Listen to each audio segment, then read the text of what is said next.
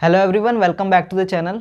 आज की इस वीडियो में हम डिमांड के कंसेप्ट को समझेंगे, लेकिन उससे पहले हम दो बातें समझेंगे जिसको हम बेस बनाकर डिमांड की डेफिनेशन को डिराइव करेंगे। तो सबसे पहला जो पॉइंट है वो है डिज़ायर। डिज़ायर क्या होता है? डिज़ायर होती है विश यानी इच्छा किसी चीज़ की। सपोज मान लेते हैं मिस्टर एक्स है, उनकी सैलरी 10,000 रुपीज़ पर मंथ है। अब इनकी विश है कि ये एक प्राइवेट जेट खरीदना चाहते हैं। ठीक है, इनसे हमने पूछा कि आपकी विश क्या है, तो इन्होंने बताया कि एक प्राइवेट जेट चाहिए इन्हें। ठीक है, ये क्या है? विश है। फिर मिस्टर एक्स से पूछा क्या आपके पास इसे खरीदने के लिए पैसे हैं, तो उसने कहा कि नहीं। तो यानी कि प्राइवेट जेट जो है वो मिस्टर एक्स के लिए नॉट अफोर्डेबल है। अफोर्डेबल को हम बोलते हैं एबिलिटी टू पे।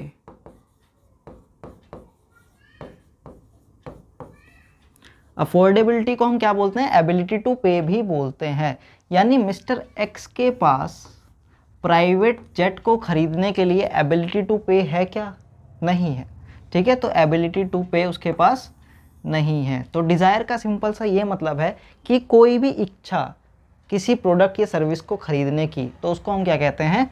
डिज़ायर। दूसरा पॉइंट है वांट। वांट क्या होता है? सबसे पहले तो किसी प्रोडक्ट और सर्विस के लिए विश होनी चाहिए, किसी प्रोडक्ट या सर्विस को खरीदने की इच्छा होनी चाहिए, साथ में एबिलिटी टू पे भी होना चाहिए, यानी उसे खरीदने के लिए पैसा भी होना चाहिए, और साथ में willingness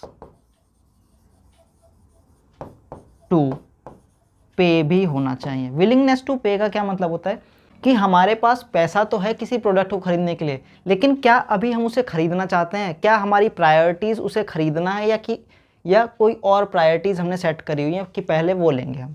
for example, mister x की सैलरी 10,000 रुपीज़ पर मंथ, इस बार वो साइकिल खरीदना चाहता है। ठीक है, तो विश क्या है? साइकिल खरीदने की। एबिलिटी टू पे है क्या? हाँ, 10,000 रुपीज़ में एक नॉर्मल साइकिल तो मिल ही जाएगी। विलिंगनेस टू पे है। विलिंगनेस टू पे का मतलब क्या बताया मैंने कि इस मोमेंट पे क्या वो साइकिल को खरीदने के लिए पैसा पे करना चाहता है या नहीं। ठीक है, विलिंगनेस टू पे का मतलब क्या है कि पैसा पे करना चाहता है या नहीं। पैसा तो है, लेकिन पे भी करेगा या नहीं, तो इसको क्या बोलते हैं हम? वांट। तो वांट में क्या क्या चीज़ें आ गई? विश होनी चाहिए, एबिलिटी टू पे होना चाहिए, और विलिंगनेस टू पे होना चाहिए। अब आता है हमारा मेन पॉइंट, जिसको क्या बोलते हैं हम? डिमांड।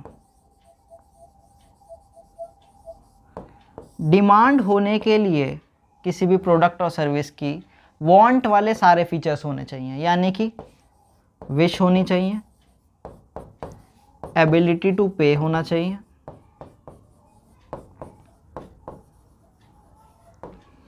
और विलिंगनेस टू पे होना चाहिए। ये सारी चीज़ें तो होनी ही चाहिए डिमांड होने के लिए। प्लस इसमें दो और एडिशनल फीचर्स हैं। क्या क्या है?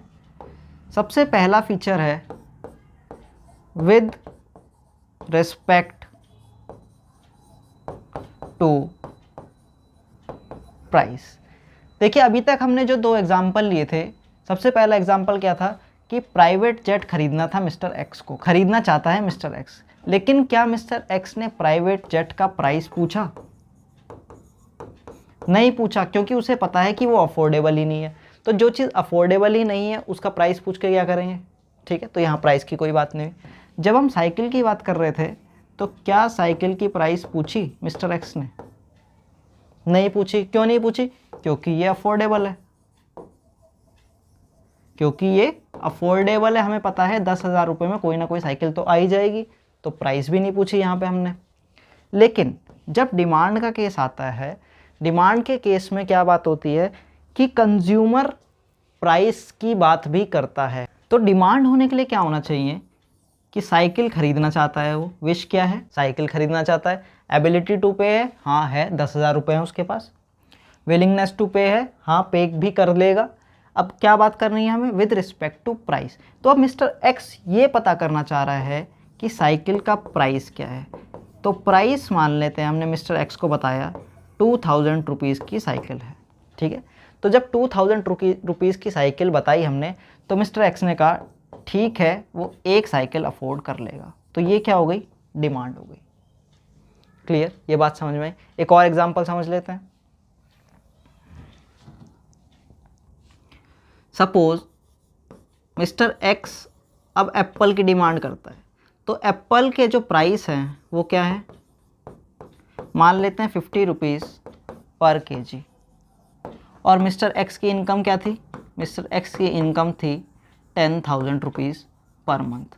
तो जब 10,000 rupees per month mister x की इनकम है और एप्पल के प्राइसेस 50 रुपीज़ पर केजी हैं, तो मिस्टर एक्स से हमने उसकी डिमांड पूछी। तो मिस्टर एक्स ने कहा कि 2 केजी वो एप्पल की डिमांड कर सकता है, ठीक है। वो क्या करता है कि 2 केजी एप्पल को ख़रीदना चाहता है अगर एप्पल के प्राइसेस 50 केजी हैं। तो क्या हो गया, विश भी मिल गई, एबिलिटी टू पे भी है, विलिंगनेस टू पे भी है, विद रिस्पेक्ट टू प्राइस भी है, यानी उसने प्राइस भी पता कर लिया।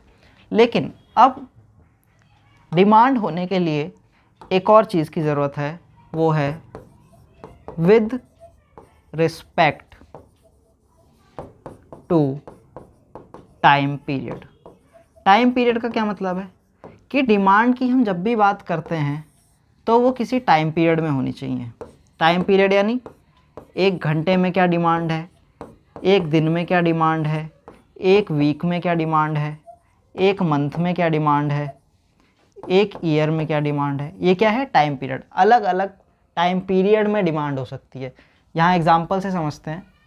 हमने क्या बोला, एप्पल के प्राइसेस अगर 50 रुपीज़ पर केजी हैं तो वो 2 केजी की डिमांड करता है, लेकिन कब, पर वीक। क्लियर। तो अब डिमांड की अगर हम एग्जांपल देखें प्रॉपर, तो एप्पल के प्राइसेस अगर 50 रुपीज़ पर केजी है तो मिस्टर एक्स की जो डिमांड है वो कितनी है, 2 केजी पर वीक वो एप्पल की डिमांड करता है। ये क्या है, प्रॉपर एग्जांपल ऑफ डिमांड। इसमें क्या है, विश भी पता चल गई, क्या है, विश है एप्पल की। और क्या है, एबिलिटी टू पे है, हाँ बिल्कुल है, 10,000 रुपये पर मंथ कमाता है, खरीद लेगा। और विद विलिंगनेस टू पे है, हाँ वो पे भी करना चाहता है, उसके लिए उसको ख़रीदना भी चाहता है, उसके लिए पे भी कर देगा। With respect to price, price है इसमें यहाँ पे, हाँ प्राइस है 50 रुपीज़ पर केजी।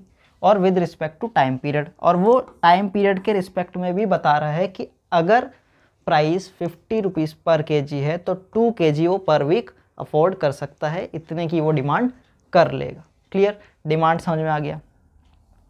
अब क्योंकि यहाँ पे हम सिर्फ मिस्टर एक्स के बारे में बात कर रहे थे, मिस्टर एक्स की डिमांड के बारे में बात कर रहे थे, सिर्फ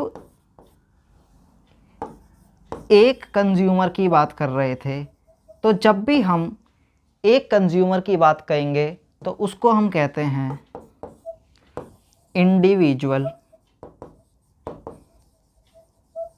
डिमांड। जब भी किसी एक कंज्यूमर की डिमांड के बारे में बात करेंगे तो वो क्या हो जाएगी, इंडिविजुअल डिमांड। तो ये 2 केजी पर वीक क्या है, इंडिविजुअल डिमांड। और लेकिन अगर किसी इकोनॉमी में एक्स वाई जेड 3 लोग हैं और एक्स की एप्पल के लिए डिमांड 10 है, 10 केजी पर वीक, वाई की क्या है 20, जेड की है 30, तो जब हम इनको ऐड कर देंगे सारे लोगों की डिमांड को 10, 20, 30, 30, 30, 60, तो ये क्या बन जाएगी हमारी मार्केट डिमांड। यानी इकॉनमी में जितने भी कंज्यूमर हैं उनकी एक प्रोडक्ट के लिए डिमांड। प्रोडक्ट क्या था, अभी सिर्फ एप्पल की बात हो रही है, तो ये जो डिमांड की है इन सब ने, ये किसकी है डिमांड, एप्पल की। तो इन सारे कंज्यूमर्स की एक प्रोडक्ट के लिए जब डिमांड को हम ऐड कर देते हैं तो वो क्या हो जाती है, मार्केट डिमांड। और जब भी हम एक कंज्यूमर की बात करते हैं, एक कंज्यूमर के डिमांड की बात करते हैं, तो वो क्या हो जाता है, इंडिविजुअल डिमांड। अब हम एग्जाम्पल की हेल्प से डिमांड की डेफिनेशन बनाते हैं। तो डिमांड क्या है? Demand is the quantity of a commodity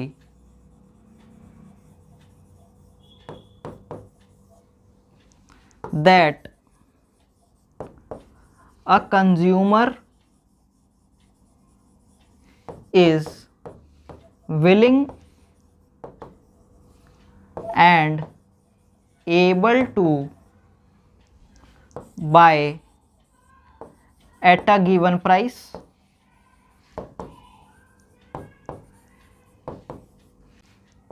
during a given time period. अब अगर आप इस डेफिनेशन में देखें तो हमने क्या किए हैं, सारे फीचर्स को हाईलाइट कर लिया है, सारे फीचर्स को रख लिया है। ठीक है, जैसे क्या है, डिमांड क्या है, क्वांटिटी ऑफ ए कमोडिटी, जो कि क्या करना चाहता है, वो willing and able to buy, एक कंज्यूमर उसको खरीदना चाहता है, एट अ गिवन प्राइस भी आ गया और टाइम पीरियड भी आ गया। ठीक है, तो इसमें हमने क्या किया, सारे फीचर्स को कवर कर लिए हैं। तो हमने क्या किया, इससे उस एग्जाम्पल से हमने डिमांड की डेफिनेशन को बना ली। क्लियर? अब कुछ लोग डिमांड को परचेज से कंफ्यूज करते हैं। देखिए, परचेज का मतलब होता है खरीद लेना, लेकिन डिमांड की जब भी मैं बात कर रहा था क्या बोल रहा था कि वो खरीदना चाहता है, वो पे करना चाहता है। ये देखिए यहाँ पे क्या लिखा हुआ है, willing and able to buy, यानी सिर्फ वो अभी चाहता है, उसने खरीद नहीं लिया है। तो डिमांड की हम जब भी बात करते हैं तो हम क्या, किस रिस्पेक्ट में बात करते हैं कि वो इतना क्वांटिटी खरीदना चाहता है। ठीक है, और अगर हम बोलें खरीद लिया तो वो हो जाता है परचेज। तो परचेज डिमांड नहीं होता, डिमांड अलग चीज़ है और परचेज अलग चीज़ है।